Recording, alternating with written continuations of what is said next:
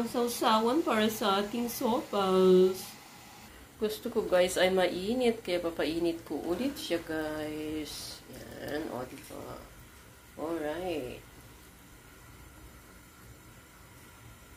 Gusto ko talaga mainit, so pakuluin ko siya konti. Gusto ko talaga kulong-kulog guys, para mainit. O diba? Pwede na tayo. Tayo na natin. Na tayong kumain. Yan. Ating pagkain for today. Dinner at ano namin ni Amo to. Yan ang ulam ko for today guys. Ano ng corned beef. So yan siya guys. Nalagyan ko siya ng sili. Ganyan po ako kumain. Lemon at patis.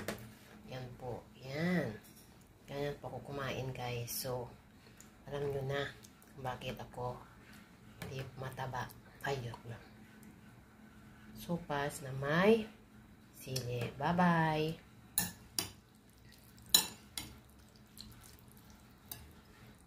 Yummy!